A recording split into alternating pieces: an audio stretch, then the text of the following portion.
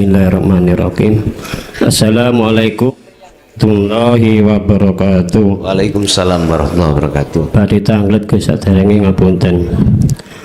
Apabila seseorang sudah kewusulan, sudah di makom musyahadah, makom baqo, atau imannya sudah iman maksum dan sudah ma'rifatullah, kekasih Allah, apakah seseorang itu sudah tidak berkewajiban melakukan ibadah secara syariat seperti sholat, zakat, puasa, lalu haji?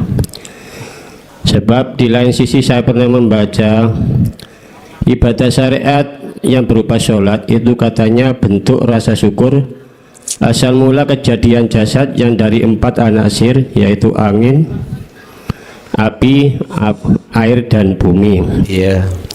Terus pertanyaan nomor 2, saya tanya masalah, saya pernah baca ada keterangan Allah tidak akan mengadab suatu kaum kalau kaum itu belum kedatangan seorang rasul atau utusan. Terus yang saya tanyakan, Gimana tadi? Allah tidak akan mengadab suatu kaum kalau kaum itu belum kedatangan seorang rasul atau utusan, kan gitu. Tidak mengangkat, mengadab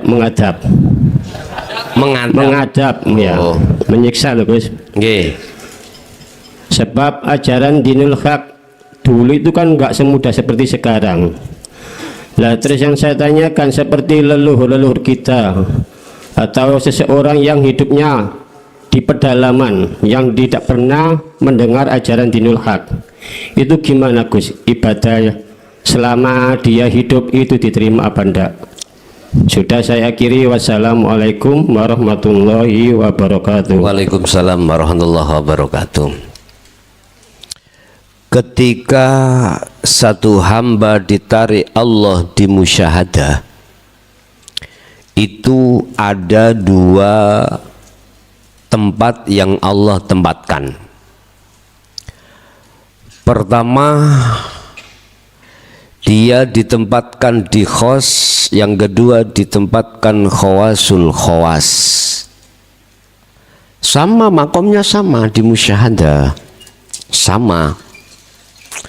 Cuman saja antara khos dengan khawasul khawasiku perbedaannya adalah kalau khos itu yang namanya akliyah, Anda itu atau sukmo atau akal itu ditarik Allah, ditarik sehingga dia itu sudah tidak lagi berkewajiban tentang masalah apa hukum di dalam syariat yang ditetapkan. Orangnya disebut majdubun, perilakunya disebut jadab, seperti itu. Tapi tatkala diletakkan khawasul khawas, itu beda lagi. Ruhaniyahnya itu selalu di musyahadah. Lah jasmaniyah itu yang berhubungan dengan akal, itu masih fungsi. Ketika fungsinya akal itulah, maka jatuhlah wajib syariat pada beliau. Jatuh secara jasmani. Saya katakan bukan rohani tapi jasmani.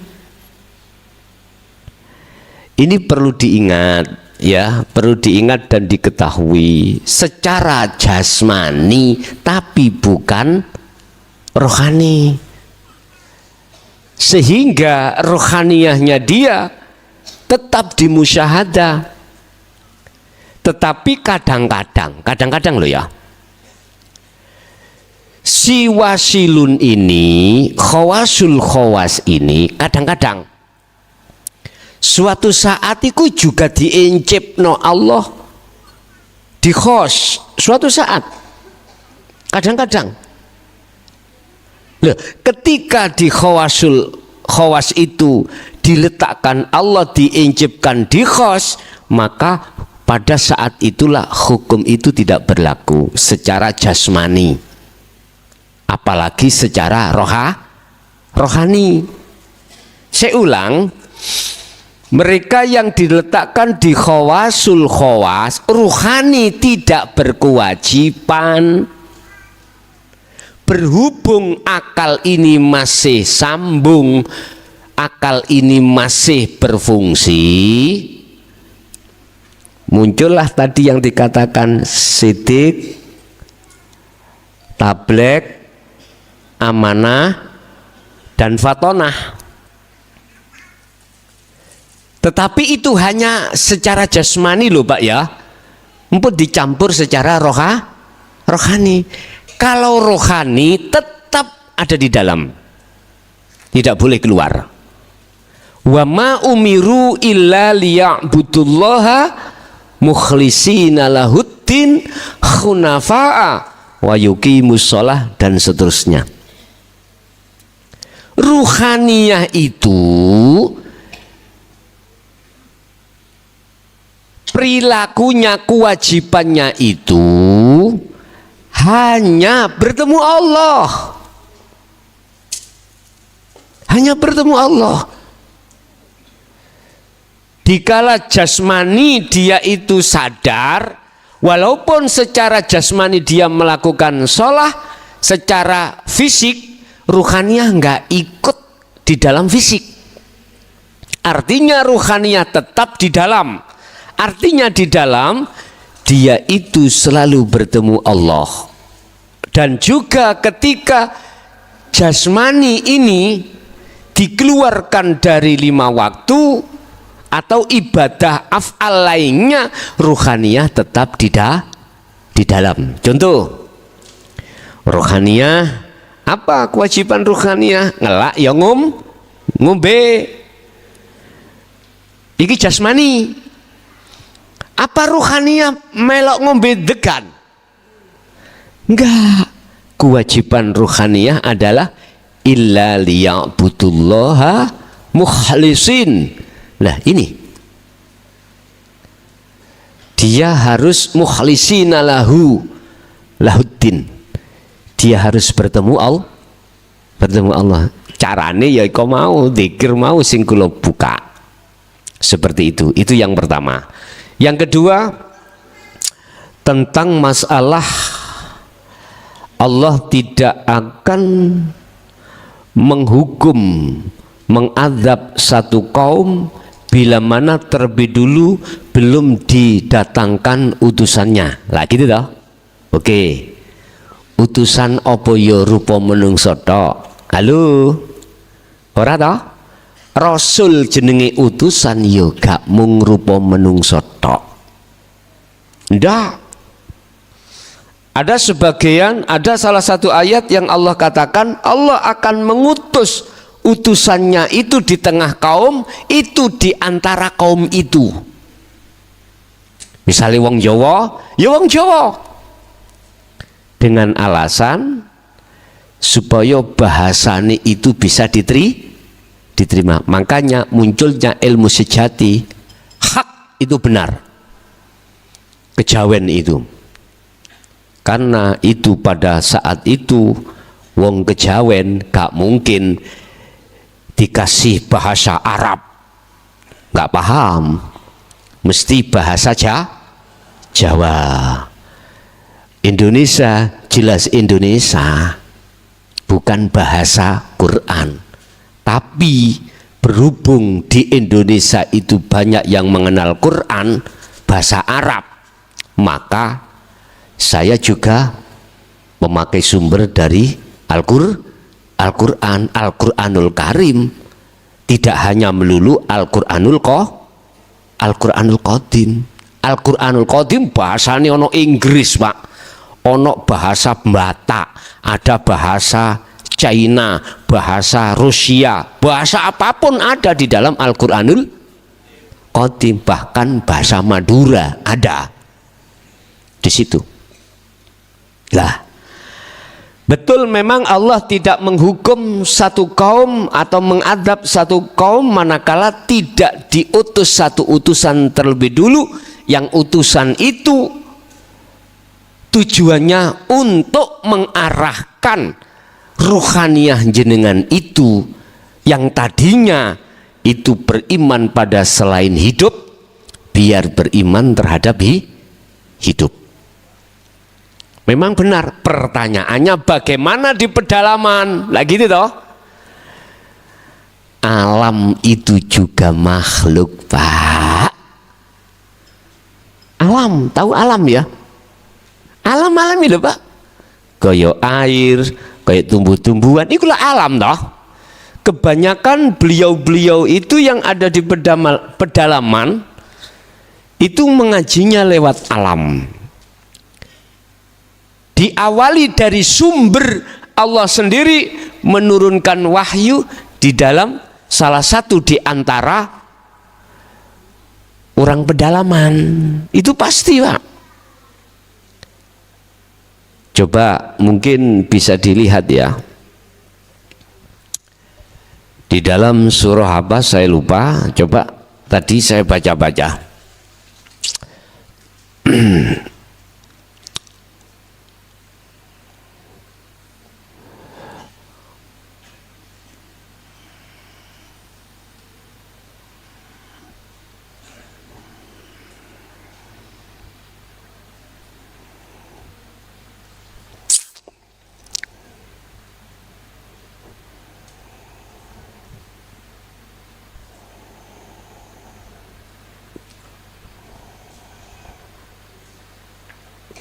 Ini di dalam surat An-Nahl, surat yang ke-16 ayat 2. Di situ Allah katakan yunazzilul malaikata birruh min amrihi ala may yasha'u min ibadihi an anziru annahu la ilaha illa ana.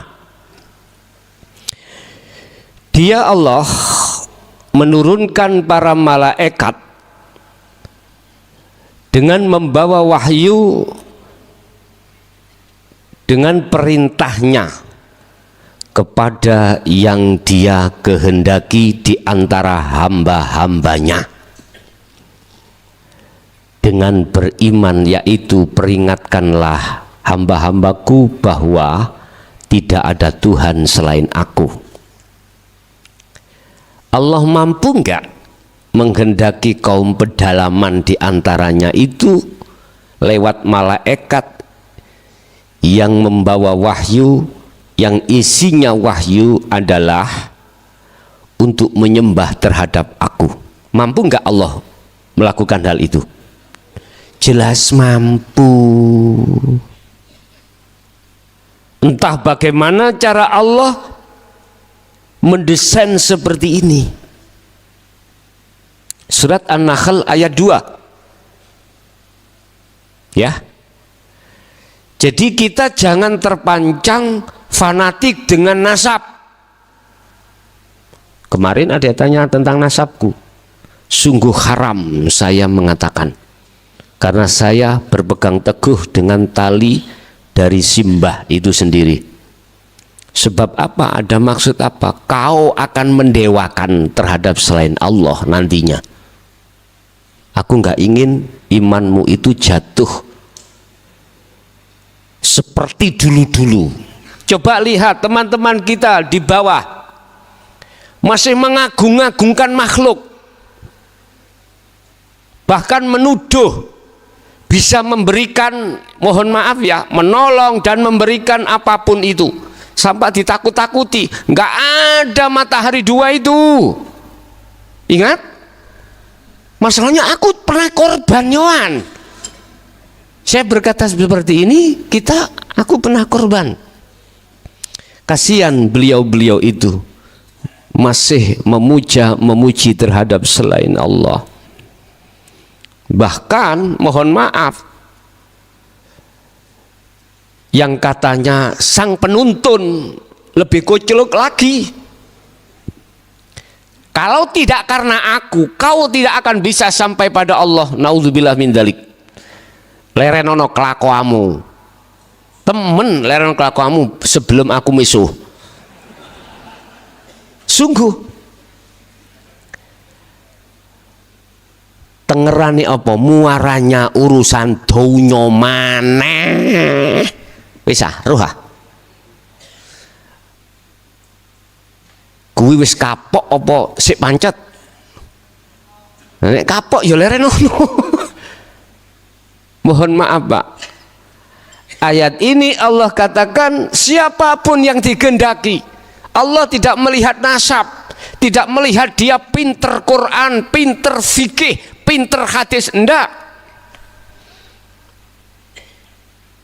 Saya katakan sekali lagi, dia menurunkan para malaikat membawa wahyu dengan perintahnya kepada siapa yang dikehendaki di antara hamba-hambanya. Loh. Tolong, kalau sudah dijejerkan seperti ini, aku gak melarang kau robitoh terhadap gurumu makhluk. Iku kalau sepanjang dohirit tok, tapi ruhaniyahmu tetap hanya pada hidup. Ngoten nggih? Enggak apa-apa. Aku gak melarang, cuman fakta di lapangan kenyataan njaba jero kok elek. Wis jero ni ana makhluk luwih-luwih njabane. Oke lah, secara akal kau berpikir, enggak, kalau aku tidak kenal jenengan, nggak kenal Jaya Baru, aku nggak kenal Allah. Cuk, lerenono. Nggak boleh seperti itu. Iman yang kutanamkan itu alhamdu utawi sekabai puja dan puji iku lillahi mung dateng. Bisa roha. Gegara Anda ruhaniyah kok jadikan satu terhadap jasmaniyah karena Anda telah terdoktrin. Niki persoalannya, kita telah terdoktrin ajaran-ajaran yang mengatakan kualat. Tahu kualat? Kualat kau nek lali ambek gurumu kualat.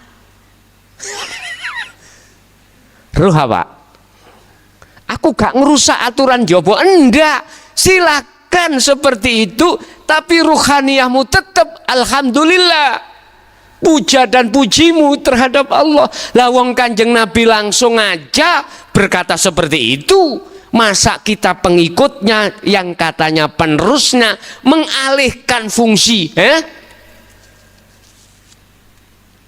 masih tetapkah kuwi seperti itu?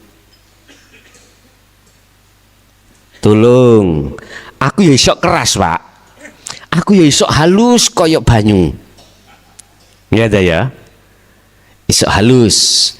Aku membikin satu cincin, ada kalanya masa dimana aku harus kasar, tak gerendo, ya. Tapi ada kalanya halus, saya amplas. Ada waktunya sendiri.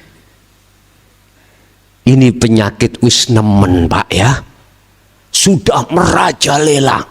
Akibatnya korbani kita iman ini yang jatuhnya pada selain hidup Sang Yang Tunggal. Udah. Bagaimana dari pedalaman tadi, Allah mampu untuk menurunkan, menyuruh malaikatnya untuk membisikkan dan mengajarkan terhadap salah satu kaum pedalaman. Intinya namun gini, mesti iku arahnya teng hidup. Walaupun nyun sewu ada yang bong-bong dupo, lah ya, ning gerumbul. Tapi kalau isinya materi itu terhadap hidup Sang Yang Tunggal, seperti itu benar. Allah tidak akan menghukum memang satu hambanya sebelum Allah itu menurunkan utusannya untuk menyampaikan dinul haq. Di dalam dinul haq tidak harus berbahasa Arab, enggak. Saya ulangi, tidak harus berbahasa Arab, tidak harus berbahasa Al-Quran, walaupun bahasa Jawa sah, sah. Kami tinggalilah qabil tu sah, sah, oh, sah. Walaupun tidak bahasa Arab, qabil tu saya terima nikahnya, sah badan, sah, lu sah. Jadi saya katakan, aku tresno awakmu, siapkah kau menjadi istriku? Nggih, sah, sah.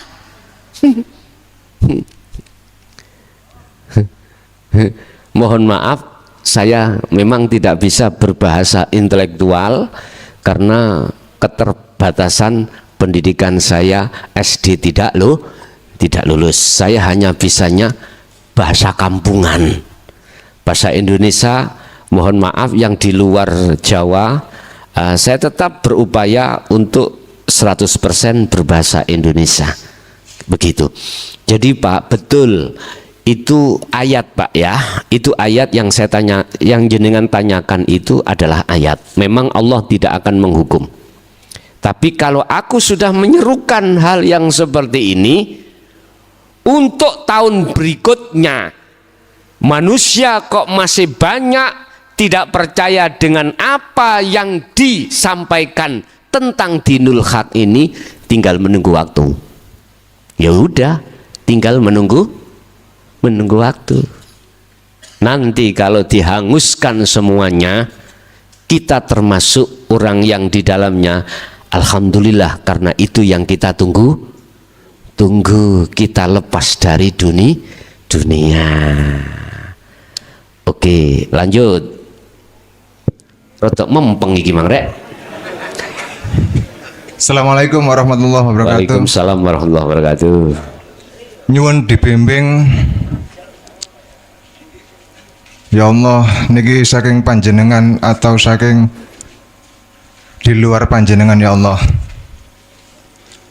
Wujud kita baqa mukhalafatul lil hawadisi qiyamuhu binafsi wahdaniyah kudrat iradat ilmu hayat sama basar kalam qadiran muridan aliman khayyan sami'an basyiran mutakalliman. Tidak ada yang wujud kecuali Allah, tidak ada yang abadi kecuali Allah, tidak ada yang sakti mandraguna kecuali Allah.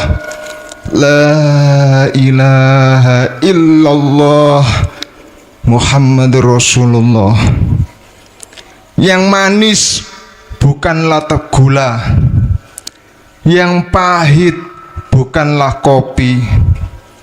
Tapi di manakah manis dan pahit itu? Yang hidup bukanlah manusia, jin, setan atau malaikat. Yang hidup bukanlah tumbuh-tumbuhan ataupun hewan. Tapi di manakah hidup itu? Hidup tidak bisa digambarkan dengan apapun, tapi nyata dan benar-benar nyata adanya. La ilaha illallah Muhammadur Rasulullah. Allah itu esa, tunggal di dalam keesaannya. Tidak ada dua di dalam satu. Tidak ada siang ataupun malam di dalam cahayanya. Tidak ada benar ataupun salah di dalam keputusannya. Tidak ada surga ataupun neraka di dalam keridhoannya. Dialah Allah, sang sutradara di dalam sebuah cerita yang indah. La ilaha illallah Muhammadur Rasulullah. Assalamualaikum warahmatullahi wabarakatuh. Waalaikumsalam warahmatullahi wabarakatuh. Tepuk tangan.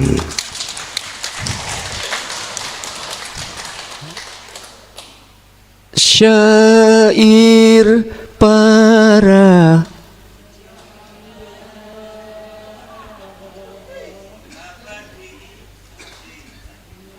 itu bagiane aline sapa iku? Aku sepotong-potong tok. Giring ngono. Itulah posisi di mana ruhaniyah itu sudah di dalam keahatan. Udah, memang seperti itu. Hak benar.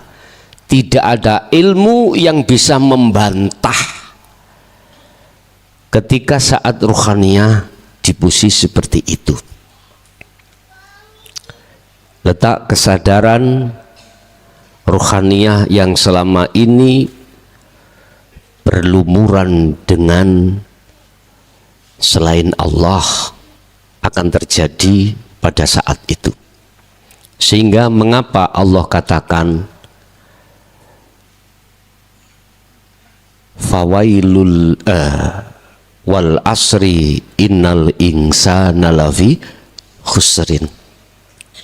Demi masa atau waktu banyak manusia dalam kerugian besar kecuali mereka yang sudah di titik ahad tersebut. Jadi syair itu bisa untuk dirilis atau dikembangkan menjadi sebuah lagu boleh, dan siapa yang melakukan silahkan. Syair itu dibentuk lirik yang bagaimana, antara laras, nada, bahar. Saya mohon untuk dijadikan sebuah lagu. Tak tunggu gedene saulan. Ya, saya tunggu lamanya 1 bulan. Itu yang bisa untuk menjadikan lagu itu ahli not, ahli nada. Kalau bahasa kita bahar, ya, punya bahar di situ, makanya harganya mahal itu. Kalau sudah terbentuk sebuah lagu atau syair, masalahnya itu pasti ada undang-undang cipta, ada undang-undang cipta, hak cipta namanya, ya.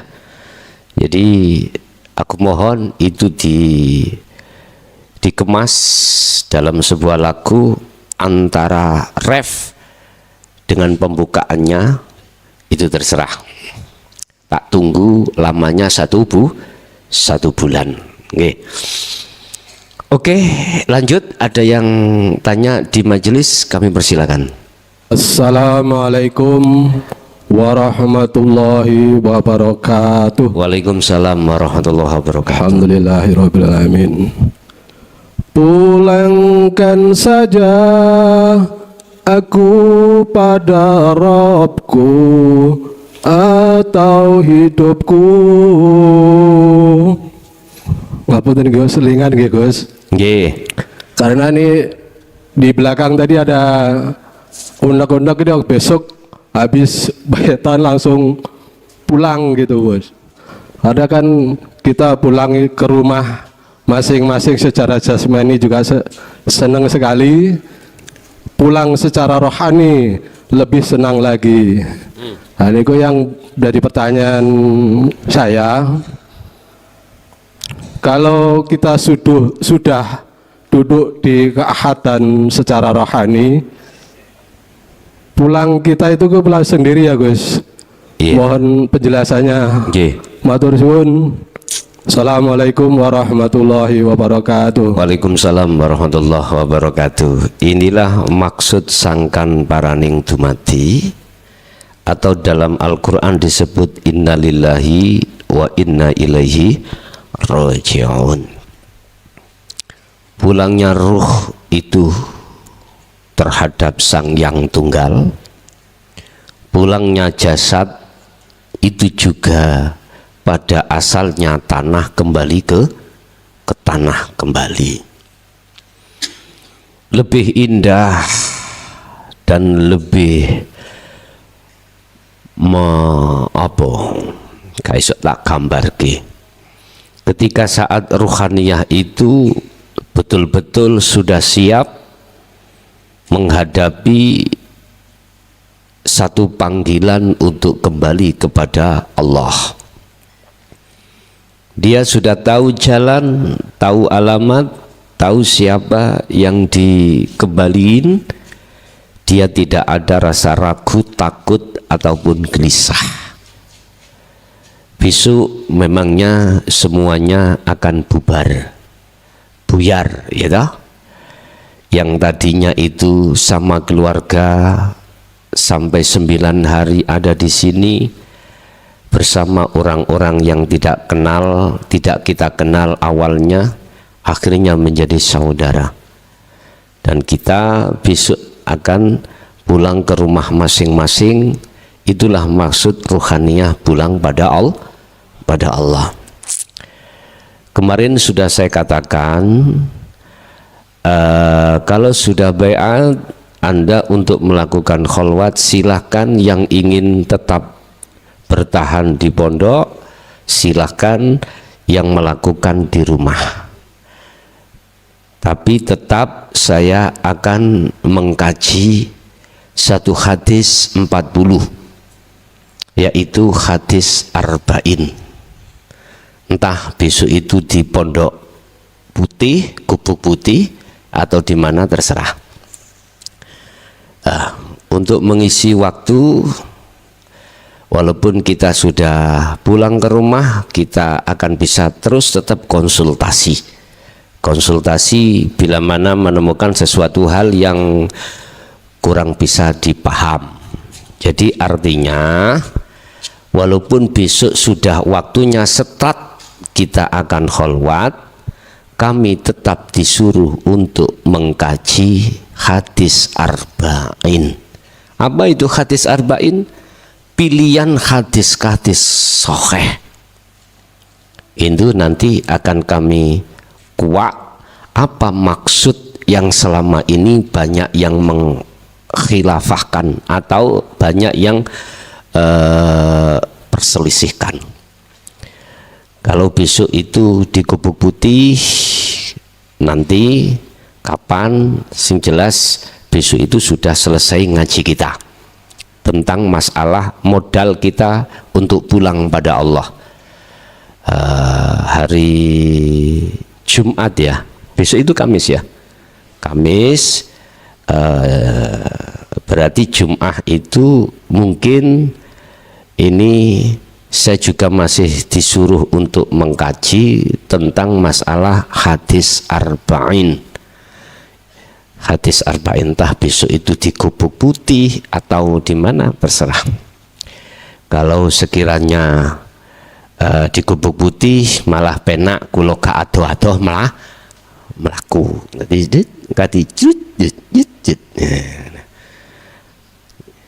Terus untuk panjenengan, saya disuruh untuk mengkaji hadis arba'in ini memang di situ untuk umum, bukan hanya untuk anak pondok sendiri.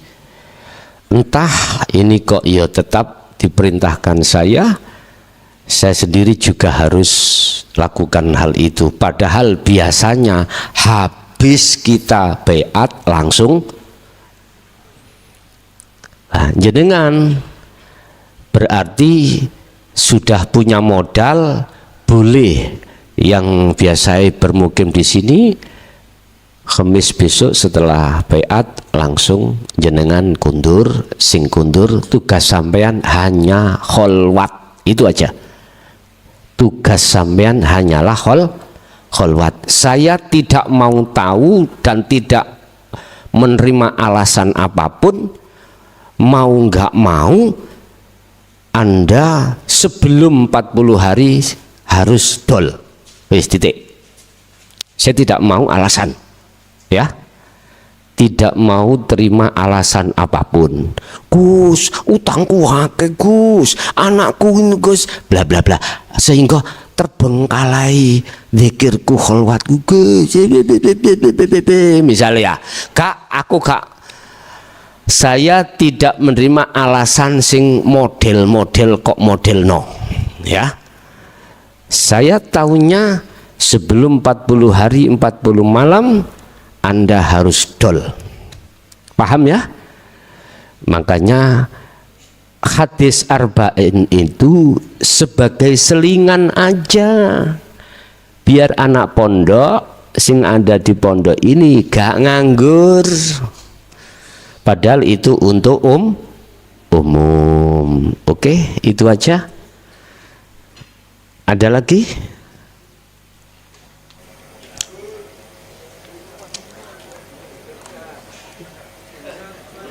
Sudah cukup di majelis?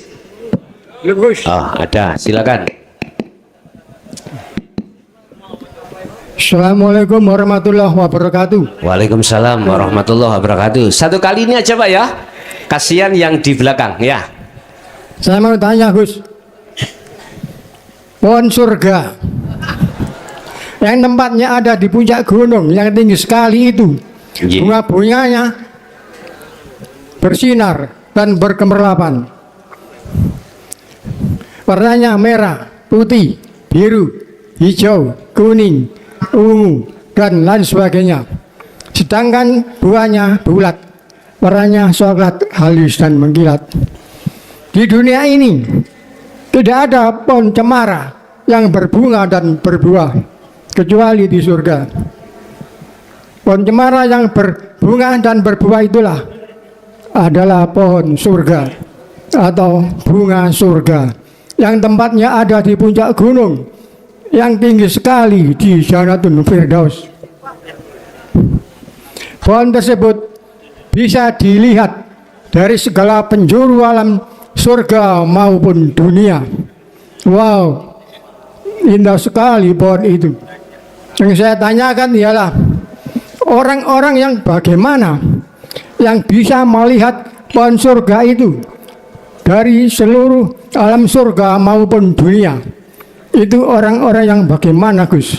Demikian Gus penjelasannya. Assalamualaikum warahmatullahi wabarakatuh. Waalaikumsalam warahmatullahi wabarakatuh. Inna akramakum indallahi atqakum. Inna akramakum, sesungguhnya pangkat jabatan kedudukan yang paling tinggi indallah, di mata Allah, iku adalah atqakum, ketakwaanmu.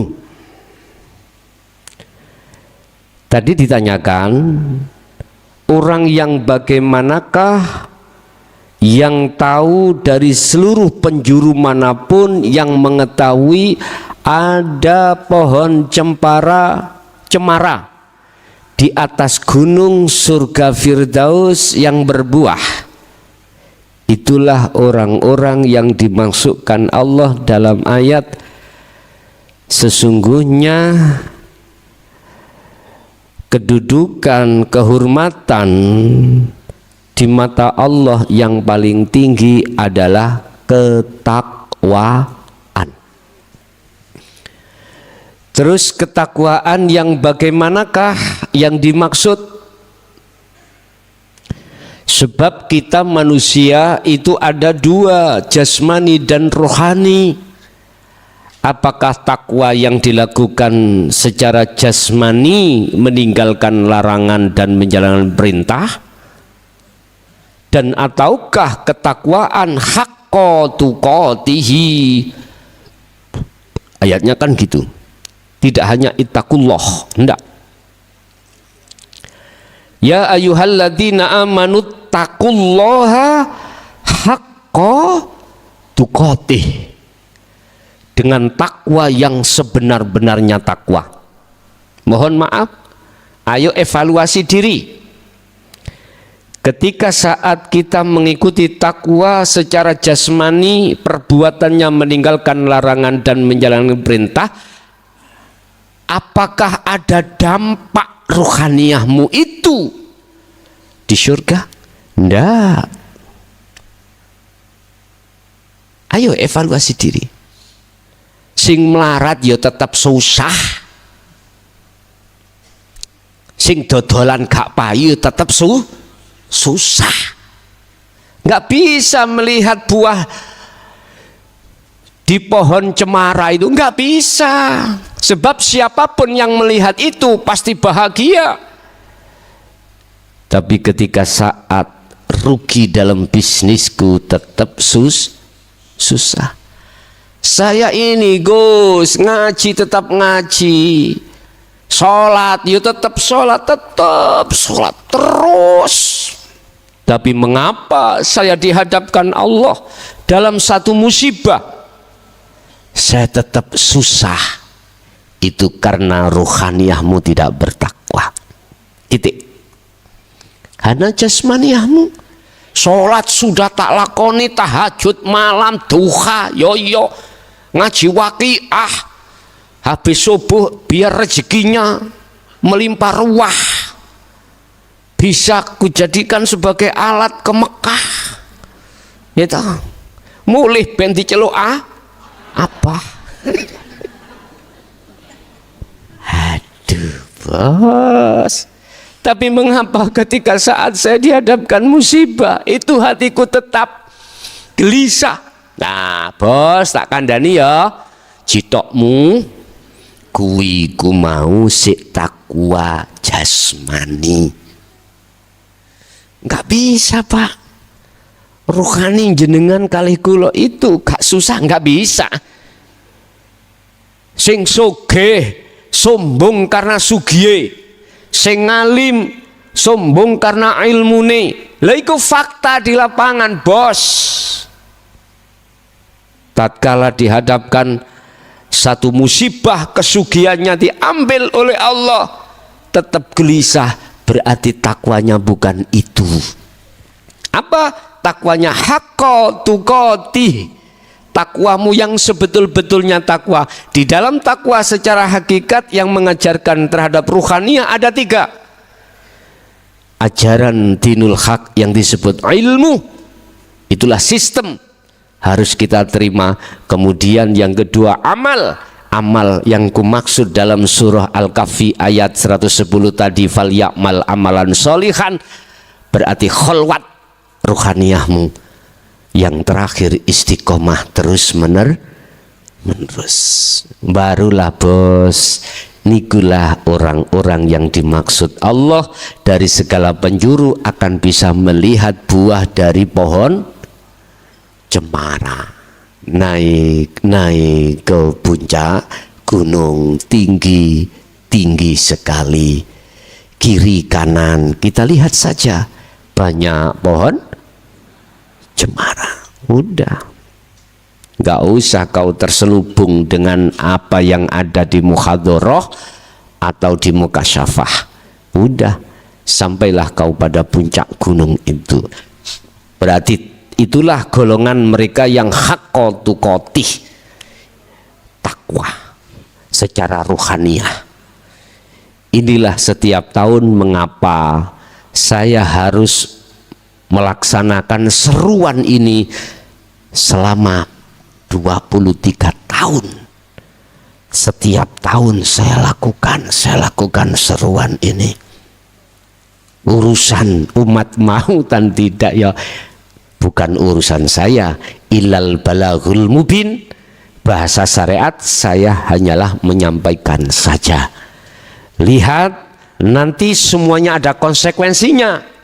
Sesuai dengan apa yang ditanyakan oleh saudara kita, Allah akan menghukum satu kaumnya, memberikan azab satu kaumnya ketika setelah Allah mengutus utusannya untuk menyampaikan dinul haq di tengah kaum dan kaumnya itu tidak merespon. Udah. Nih, cukup ya? Berarti mereka tanda-tandanya adalah mereka yang selalu berkholwat, ya, berkholwat dengan dasar ilmu itu tadi. Oke, udah gitu yang ada di majelis kita melayani yang ada di interaktif 082141295309. Ya, silakan yang ingin bergabung di jalur seluler 082141295309.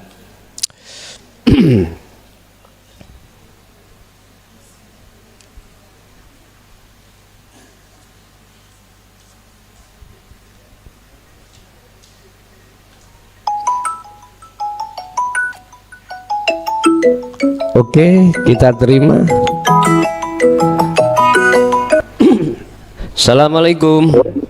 Waalaikumsalam. Terus mau tanya Gus, Ye, dua pertanyaan boleh Gus? angsal, boleh. Oke. Pertama nih Gus, soal zuhud Gus. Kalau zuhud khusus itu soalnya kan pikiran saya tiburkan. Tapi kalau di zuhud umum itu lebih sulit Gus, kan pakai akal kalau kerja, kalau solusinya bagaimana Gus di zuhud umum itu Gus? Gitu. Yang kedua soal Iya ada Bapak. waktunya untuk yang kedua itu musahadah anak dan kamil Gus. Kan ada waktunya kita itu dijatuhkan. Waktu jatuh itu apakah kita bisa kita pernah dimusahadah atau tidak gitu Gus? Soalnya kan kalau dimusahadah kan kitanya sudah hilang gitu. Ya. Ya, terima kasih Gus. Sekian. Assalamualaikum warahmatullahi wabarakatuh. Waalaikumsalam warahmatullahi wabarakatuh.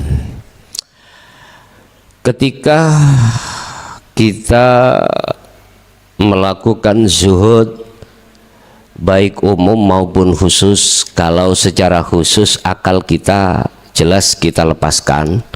Terus bagaimana ketika di zuhud khusus zuhud umum akal itu masih berfungsi?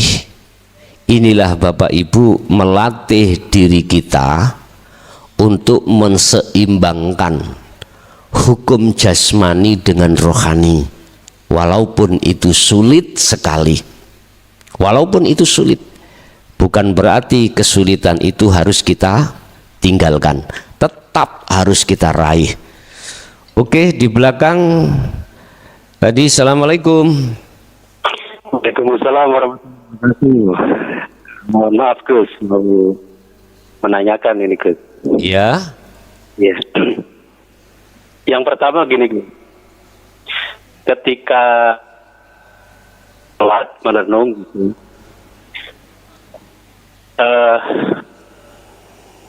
dalam keadaan sadar saya melihat benda-benda dohir gitu, tetapi secara batiniah itu tidak melihat apa-apa, maksudnya plong gitu. Nah, apakah itu yang dimaksud dengan musyahadah, tapi masih kasar gitu ya? Kemudian setiap mendengar sesuatu ketika merenung itu langsung masuk ke hati gitu. Ye. Langsung masuk ke hati gitu. Itu bagaimana? Yang kedua ketika saya makan atau saya minum itu saya merasakan bahwa yang diminum dan yang meminum itu satu, hidup itu gitu. Kemudian ketika saya melihat sesuatu yang di luar itu merasa itu satu saya gitu. Ye. Dalam rasa hati itu mohon penjelasan Gus. Oke. Ya, terima kasih Gus. Assalamualaikum warahmatullahi wabarakatuh. Waalaikumsalam warahmatullahi wabarakatuh. Pertanyaan orang yang pertama tadi, musyahadah ketika saat di fana dan di kamil. Oh ya, di belakang masih ada. Oke Bapak, assalamualaikum. Waalaikumsalam Gus. Nggih, dari mana Pak? Dari Majalengka, Yanto. Dari Majalengka. Majalengka. Silakan yang ditanyakan Bapak. Ya Gus, ini mengenai zikir sirul asrar Gus. Tentang tata caranya. Ya, Kalau di zikir toreka itu kan suka ada pembukanya itu Gus, kayak tawasul atau sholawat, istighfar, baru zikir gitu. Kalau untuk sirul asrar itu gimana Gus? Apa langsung kita duduk diam gitu. atau ada pembukanya, kalimat-kalimatnya itu Gus? Gitu Pak G. Usulun Gus. G. Assalamualaikum warahmatullahi wabarakatuh. Waalaikumsalam warahmatullahi wabarakatuh. Saya teruskan pertanyaan dari orang yang pertama terkait di fana dan di kamil. Ada yang masuk lagi. Assalamualaikum. Waalaikumsalam. Dari mana Bapak? Dari Jember, Dari Jember. Silakan. Bapak Abdul Rahman. IG. Yang ditanyakan Bapak. Yang ditanyakan ini Gus, saya kan sering ikuti ini di Jaya Baru. Di Jaya Baru, nggih. Kapan hari itu dalam mimpi itu saya dihadiri panjenengan. Gus, gimana nih maksudnya? Itu aja Gus. Kurang jelas Pak, kurang jelas. Ikune dintekno ngono. Sing jalur iki mang. Entek ngono. Iya Bapak, diulangi lagi. Malam minggunya kehadiran panjenengan Gus. Malam Minggu Saya kehadiran panjenengan. kehadiran saya Iya. di rumah Nanti jenengan. dalam mimpi gitu loh Gus. Iya. Terus Tapi saya roh ini keluar masuk tetap gitu, aktif gitu loh Gus. Maksudnya gimana kehadiran panjenengan itu Gus? oh gitu. Assalamualaikum Gus. Waalaikumsalam warahmatullah. Oke, kembali lagi pada pertanyaan awal tadi. Ada yang masuk lagi? Jelas Kak mari-mari. Oke, Waalaikum. Dari mana Bapak? Halo. Assalamualaikum. Waalaikumsalam. Dari mana? Kulo saking Jepara Pak, badhe tanglet. Kulo kan Jepara. kerja bendino sih. Pripun carane kolwat ben saged lancar? Pripun lah cara kali kerja? Oh, ngoten. Nggih. Nggih. Nggih, ngomong ngoten mawon. Assalamualaikum. Waalaikumsalam. Oke, untuk jalur telepon sementara saya cancel dulu ya. Kita masuk pada pembahasan atas beberapa pertanyaan. Pertanyaan yang dari orang yang pertama terkait masalah musyahadatul fana dan kamil. Ketika saat kita diturunkan dari makom musyahadah Pak ya, artinya kita dijatuhkan, itu tidak dikatakan bahwasanya kita salah. Tidak, itu bukan termasuk kita dikatakan salah. Itulah Allah memproses kita liyabluwakum ayyukum ahsanu amala, supaya ketauhidan kita dalam makrifat pada Allah itu semakin kuat. Maka kita sering disapa Allah dalam bentuk kesalahan, disapa Allah dalam bentuk kita itu di makom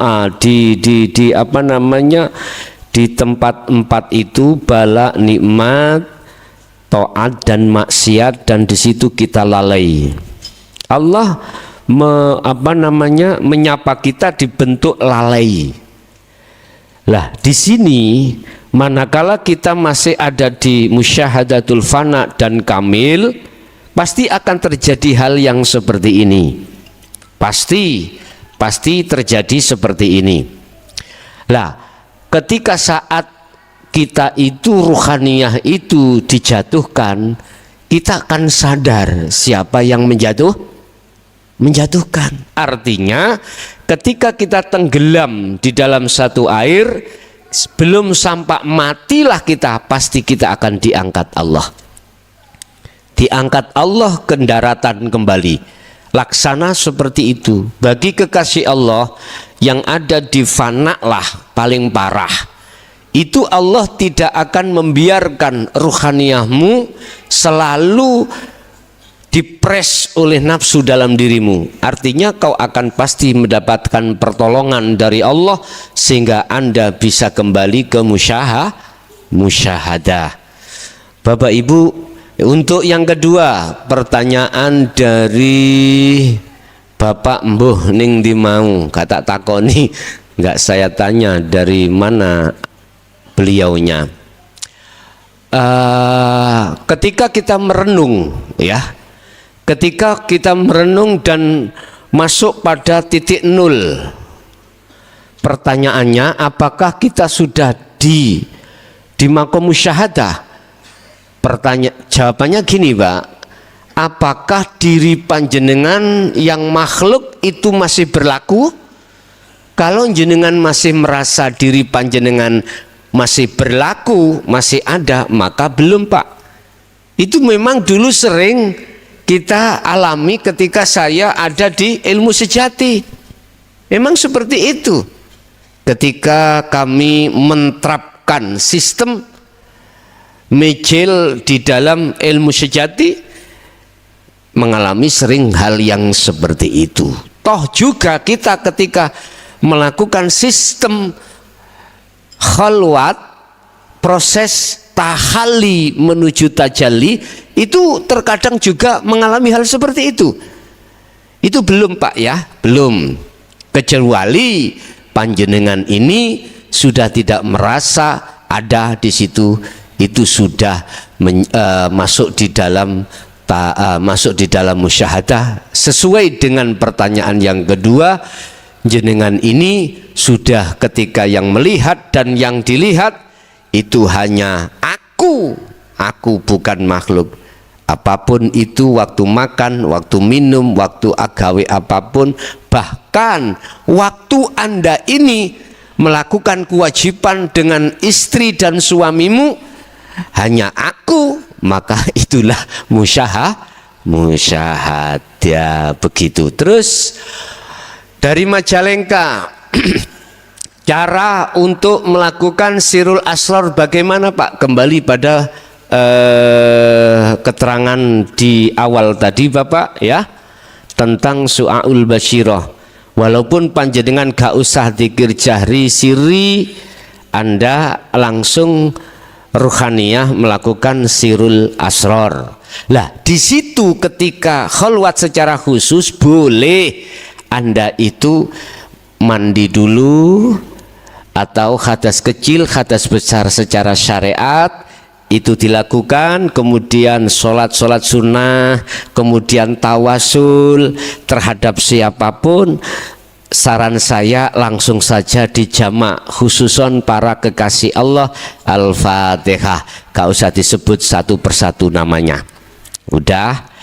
Terus lagian langsung jenengan itu duduk di sirul asrar. Begitu, Pak. Terus dari Jember terkait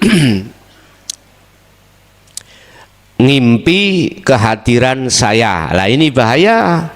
Wong aku turu kok. Kehadiran saya. Terus punya makna apa itu? Aku yakin kalau mukasyafah ini berarti tertanda jenengan ini ruhaniyah sudah sambung dengan dinul haq ini. Sudah sambung tentang dinul haq. Nggak mungkin Allah memberikan satu ayat tidak punya arti, nggak mungkin. Termasuk itu adalah ayat, Bapak, ya. Dan lagi nggak mungkin kalau nggak sambung jenengan itu menghubungi saya, mendengarkan pengajian ini, nggak mungkin. Jangankan kita yang nggak sambung, kita punya istri aja yang sambung kita larang. Cok melok, iku munu sesat, blok goblok. Nah, seperti itu, Pak. Jadi artinya jelas hati sampean ini sudah ada sambung rasa terhadap ilmu ini. Oke, kita masuk pada yang bertanya di belakang yang sudah masuk. Assalamualaikum. Waalaikumsalam. Nggih, dari mana Bapak? Hamim dari Kediri, Gus. Kediri, langsung pertanyaannya. Ini pertama, mohon izin besok ikut baiat lewat streaming, Gus. Pertanyaan saya ini, Gus. Selama ini saya coba menjalankan sholat itu, saya lakukan bahwa hidup ada dalam diri dan di luar. Kok sering seperti ngeblank lupa ini tadi dapat rakaat berapa? Itu kenapa, Gus? Matur suwun, Gus. Assalamualaikum. Waalaikumsalam warahmatullahi wabarakatuh. Bapak Kediri sering ngeblank ya dalam sholat, kenapa begitu? Oke, di belakang Pak Kediri, di belakangnya silakan masuk. Persoalan mengapa kita ngeblank, akhirnya tidak mengenal, tidak ingat rokaat, bahkan bacaan, bahkan geraknya. Apa sebab? Itu karena ruhaniyah sampean ditarik Allah di jalur muraqabah, bahkan di musyahadah. Inilah yang dimaksud Allah dalam surah Al-Baqarah 238. Hafidhu ala sholawah wa sholatil wusta wa kumu lillahi qanitin. Di sini ay khashiin. Ini Pak ya. Terus pertanyaan, apakah salah saya sholatnya seperti itu? Subuh rokaat menjadi 10 rokaat, rukuk menjadi sujud, duduk menjadi jengking, bahkan mohon maaf putar arah. Tahu putar arah? Asalnya kita menghadap ke barat, tahu-tahunya menghadap ke utara. Bagi jenengan sholat yang seperti itu nggak ada masalah. Cuman bagi orang syariat, mohon maaf, itu salah. Orang syariat.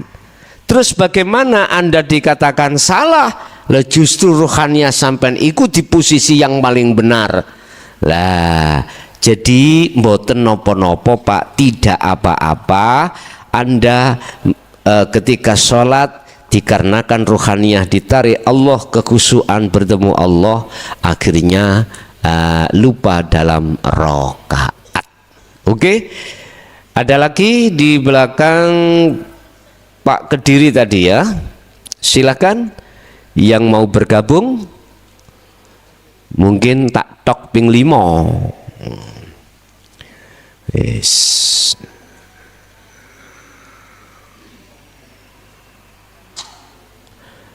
Ternyata hatimu buta.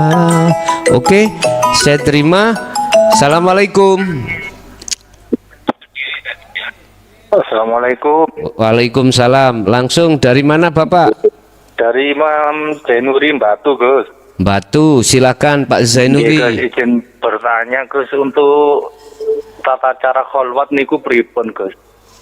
Biar sampun kali Gus Ton.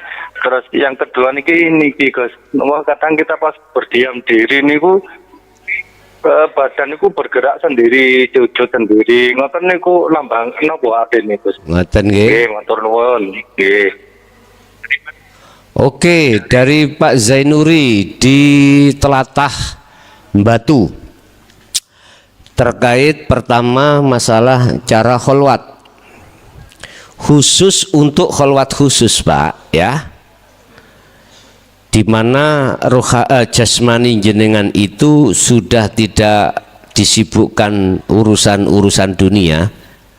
Oke, di belakang Pak Zainuri ada lagi. Assalamualaikum. Waalaikumsalam. Dari mana? Dari Jember, Gus. Dari Jember lagi. Silakan pertanyaannya Bapak. Gus, nanti kalau mijin bandang gimana? Kalau kita bisa mijin, kira-kira bandang enggak gitu loh. Takut bandang, Gus. Kalau micil Pak. Iya. Ya terus? Kalau bandang gimana? Takutnya ada kembali lagi gitu loh, Gus. Oh gitu, takutnya nggak kembali. Nggih. Apa ada pengawalan gitu, Gus? Sudah? Udah, Gus. Assalamualaikum, Gus. Waalaikumsalam warahmah. Dari Jember Bapak. Oke. Mungkin di belakang Pak Jember. Cara kholwat khususnya yang khusus Pak ya, ini jenengan boleh tata caranya itu sesuai dengan apa yang sudah aku katakan tadi. Ada di belakang Pak Jember. Assalamualaikum. Jember Bapak. Oke. Mungkin di belakang Pak Jember. Assalamualaikum. Waalaikumsalam. Langsung Pak yang ditanyakan. Ini Gus. Salam. Jenengan boleh tata caranya itu sesuai dengan apa yang Langsung Pak. Oke, kalau tanggal masalah santet. Mas Santet itu anu nen, kan bener paling ngomong sing gak ada santet itu. Kadang-kadang di kampung-kampung itu kena santet gitu, Bos. ini Bapak dari mana ini? Assalamualaikum. Waalaikumsalam. Oke, sementara jalur telepon saya cancel dulu ya. Kembali di pertanyaan dari Batu ya. Jenengan boleh melakukan sesuai dengan tahapan secara umum, artinya wudhu dulu dan lain sebagainya. Jenengan hadiah Fatihah dulu terhadap siapapun, tetap kamu harus langsung masuk di jalur Sirul Asror, itu aja. Yang kedua, mengapa selalu bergerak sendiri? Itu maksudnya apa? Gini Pak, ini biasanya kami alami ketika saat kita mendengungkan dzikir sir Pak ya. Ketika kita mendengungkan dzikir sir, begitu lamanya kita itu bergerak sendiri. Tetapi berhubung sekarang sudah kita mengenal dinul haq di dalam dzikir sirul asror, sertakan sirul asror. Walaupun masih tetap bergerak, ruhaniyahmu itu nanti akan hanya masuk di dalam iman yang benar, yaitu hanya pada hidup. Nanti akan berhenti sendiri kalau sudah ada di situ. Lah pertanyaannya, geraknya itu sebab apa?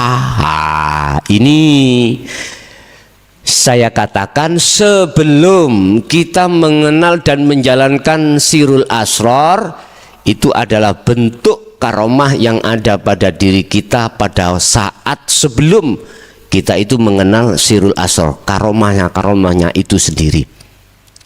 Lanjut, Bapak yang ada di Jember terkait mijil atau bahasa kita kholwat atau meditasi, di situ ruhaniyah kita naik. Bagaimana nanti bila mana tidak kembali, dikubur.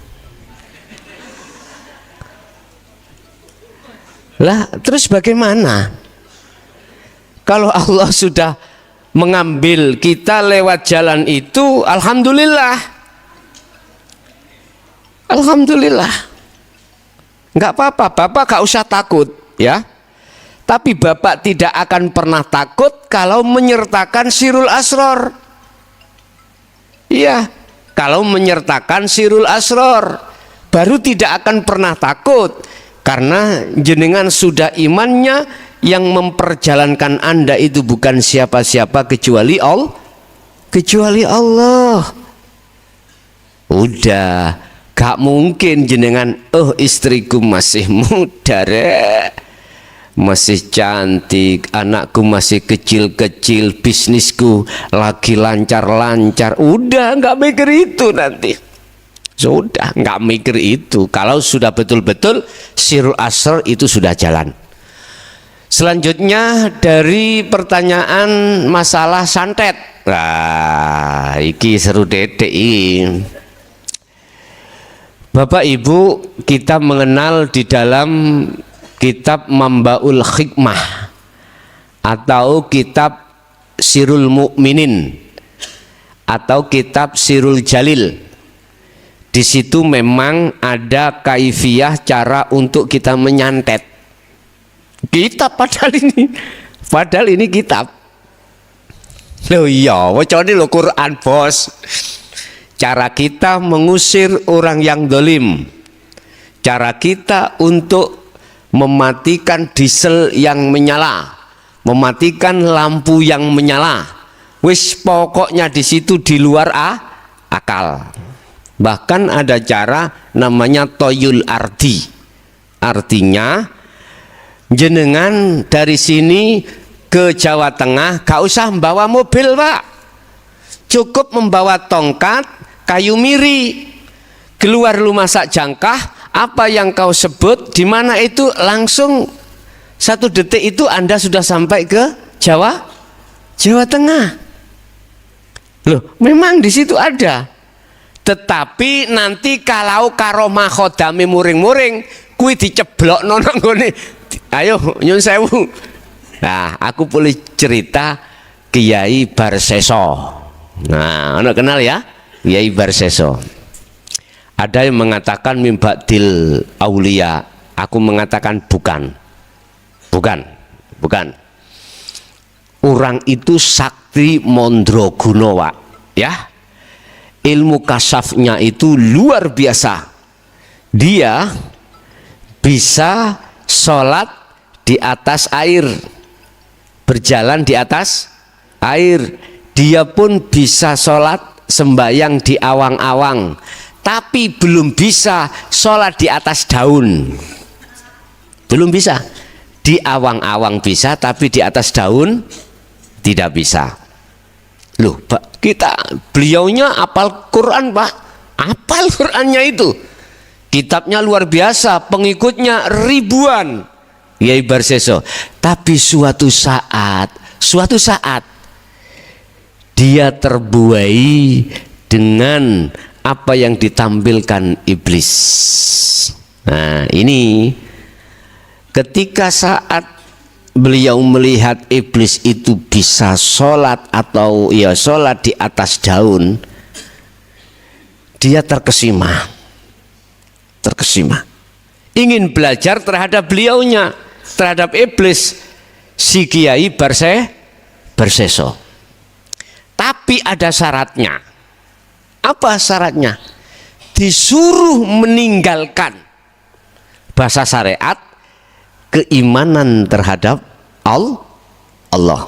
Syaratnya di situ. Berhubung dia itu terbuai dengan janji iming-iming yang telah dilakukan, dituduhkan, yang diperlihatkan oleh si iblis, maka dia menyanggupi persyaratan itu. Ketika saat itu akhir cerita, dia meninggal su'ul khotimah. Dengan cerita seperti inilah Bapak Ibu, saya menganggap dan memberikan satu komentar bahwasanya Kiai Barseso itu bukan aulia Allah, bukan kekasih Allah. Walaupun dia hafal Quran, walaupun dia mahir dalam kitab, walaupun dia pengikutnya ribuan, tidak. Dalam arti kata sesakti-sakti Anda bagaimanapun di dunia mukasyafah itu bukan termasuk aulia Allah. Paham ya? Jadi tanda-tanda kekasih Allah itu tidak di situ. Bukan kesakten itu, bukan ngalim ilmu dohire. Tetanda kekasih Allah adalah ngalim ilmu batini. Mungkin bisa dibuka keterangan ini di dalam hikam yang mengatakan, jikalau kau mencari teman sejati, carilah teman yang ngalim ilmu batinnya walaupun dia goblok. Apa bahasa Indonesia ini goblok ini? Bodoh ngelmu dohirinya. Ini yang ku maksud, dia alim ilmu hakikatnya walaupun dia bodoh ilmu syariahnya. Quran gak iso moco, kitab gak iso moco, apapun lah secara dohiriyah itu dia nggak bisa apa-apa, tapi ngalim ilmu ruhaniyahnya, bergaullah terhadap beliau. Akan apa jikalau kau bergaul terhadap beliau, pasti ada tambahan-tambahan nilai ruhaniyahmu. Kembali kepada pertanyaan yang santet. Yang ditanyakan, imankah kita padanya? Itu tergantung Pak ya. Jikalau ruhaniyah sampean sudah mengenal sirul asror, maka Anda jangan pernah percaya terhadap makhluk walaupun itu suatu saat terjadi. Berarti Anda harus beriman pada siapa? Hanya hidupnya. Walaupun secara syariat gegara seseorang yang mengirim, lah gitu toh. Anda jangan pernah melihat makhluknya, lihatlah Allahnya itu bagaimana di situ. Baru di sini nanti Anda tidak akan pernah terjamahkan dengan ilmu-ilmu yang begitu-begituan. Yes. Berarti ruhaniyah sampean tidak boleh percaya adanya santet, yang dikatakan santet dari selain Allah. Imanmu kalau sudah mengenal sirul asror harus hanya pada Allah atau hidup itu. Oke, di belakang Bapak yang sudah bertanya. Assalamualaikum. Waalaikumsalam warahmatullahi wabarakatuh. Dari mana ini Bapak? Dari Pak Syafi'i dari Kudus. Pak Syafi'i Kudus. Langsung yang ditanyakan Bapak. Ya, yang saya tanyakan Pak Yai, kemarin saya berkhulwat khusus itu terasa itu melayang jalan terang, tapi saya kok dilihatkan di samping jalan itu ada orang berjubah itu Pak Yai. Udah saya masih jalan terus gitu Pak Yai. Itu nopo petunjukipun Pak Yai. Ngoten nggih. Nuwun pangertosanipun. Nggih, monggo. Assalamualaikum warahmatullahi wabarakatuh. Waalaikumsalam warahmatullahi. Mungkin di belakang Bapak Syafi'i masih ada, kami persilakan untuk 2 orang lagi ya, 2 penelpon lagi yang harus saya layani. Ketika rasa itu sudah berjalan, di situ kita dihadapkan beberapa ujian dari Allah. Ditampilkanlah apa yang bersifatkan mukasyafah makhluk itu jenengan harus tetap bilwadil muqaddas. Artinya jenengan itu sudah masuk di tempat kesucian, tolong pegang teguhlah tali Allah itu. Kalau yang ditanyakan apakah itu, itulah Allah menyapa dirimu, menyapa panjenengan lewat makhluk yang di dalam dunia kasaf.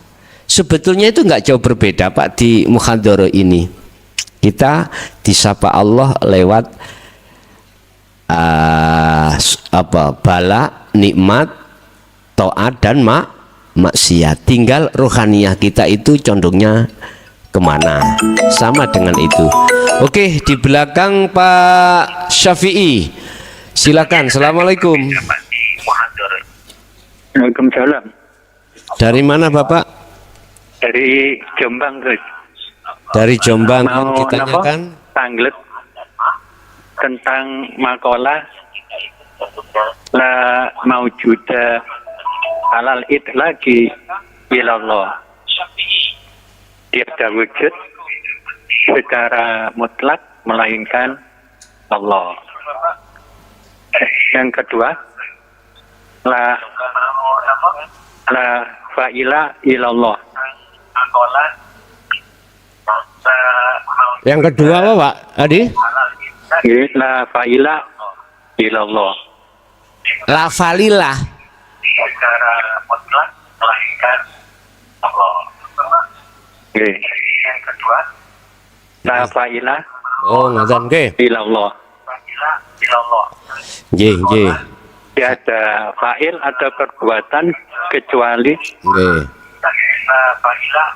ilallah. Tiada la fa'ila ilallah.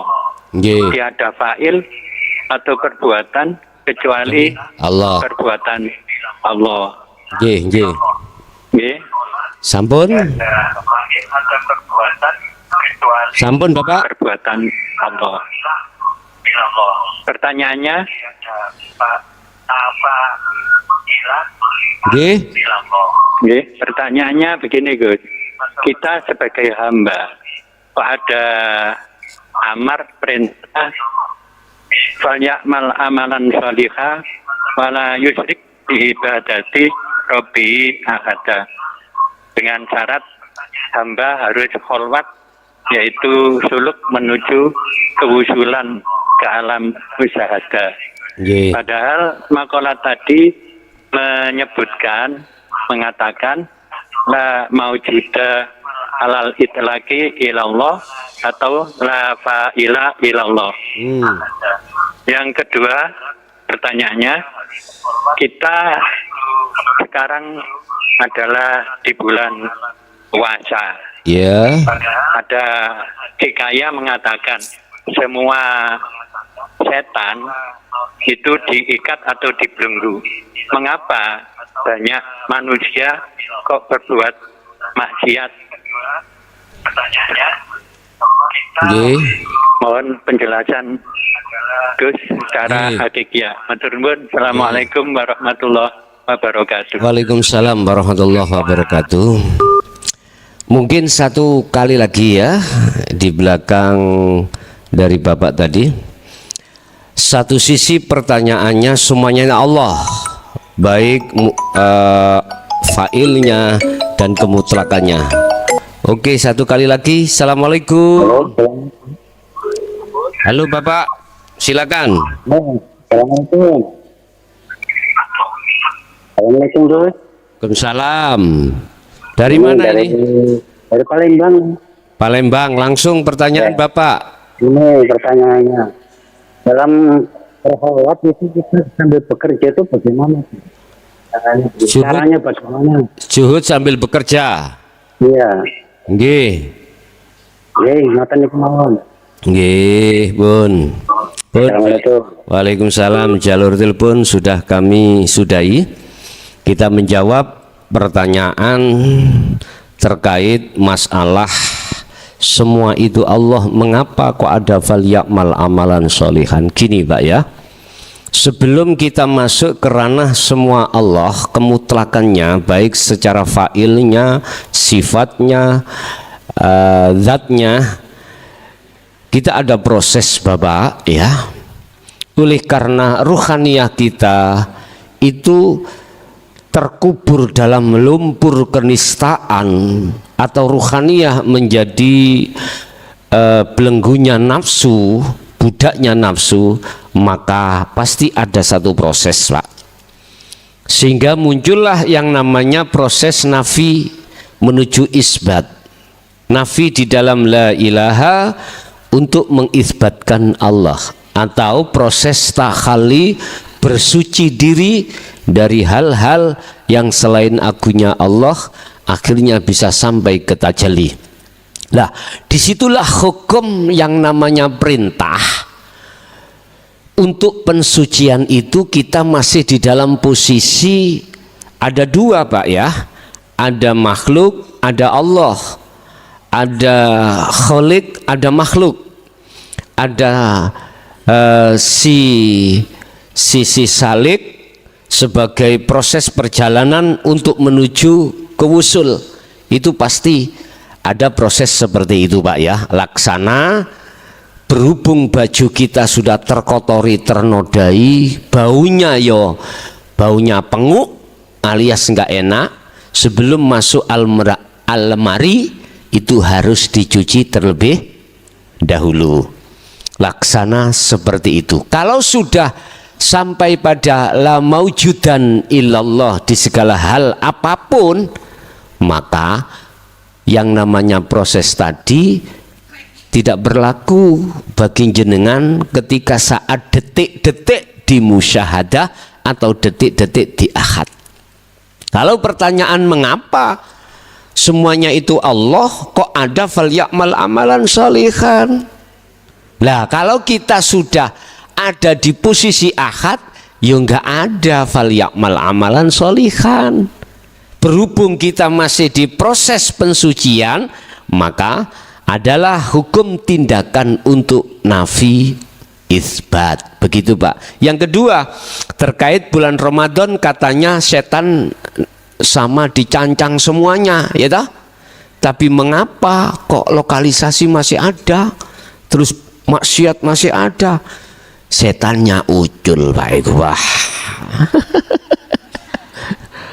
Gini Bapak, ini kita akan paham kalau kita masuk di dunia hakikat, kacamata hakikat baru dong itu nanti. Gini, siapapun kita kalau belum melaksanakan puasa secara ruhaniyah, secara hakikat, sampai kapanpun setane iku ojol lepas, setannya itu lepas, itu pasti itu gak kadek gak. Buktinya semua yang terjadi yang berlaku di dalam diri kita itu imannya terhadap selain Allah. Selain Allah nggak bisa mengukuhkan hanya Allah, nggak bisa, pasti selain Allah itu. Jadi orang-orang yang sudah terbebaskan dari nafsu atau setan yang dicancang oleh Allah, itulah mereka yang sudah melakukan puasa secara ruhaniyah. Apa? Menjaga ruhaniyah tidak kemasukan iman selain Allah. Bapak Ibu hadirin, mungkin itu apa yang bisa. Sudah ya, nggak ada yang pertanyaan tadi ya. Oh ini dari Palembang ya, tentang zuhud umum. Di mana caranya kami berzuhud umum di tengah kerjaan, di situ bisa mudah bagaimana? Mungkin Bapak dibuka di dalam surah Al-Insan ayat 25. Di situ ada wadhkur isma rabbika bukrata wa asila. Pagi sampai sore sibukkan ruhaniyahmu, sibukkan hatimu untuk memegang zikir sirul asrar ya, memegang sirul asrar semampu di dalam dirimu Bapak ya. Nah, dengan cara begitulah nanti jenengan tidak akan mudah terpeleset oleh bisikan nafsu untuk beriman terhadap selain Allah, walaupun kita itu masih di taraf jatuh dan bangun. Begitu mungkin apa yang bisa kami sampaikan, kurang lebihnya kami mohon maaf. Mudah-mudahan semua apa yang telah diberikan Allah pada malam hari ini menjadikan satu ilmu yang bermanfaat terhadap kita dan anak putu kita ila yaumil qiyamah. Lahumul Fatihah.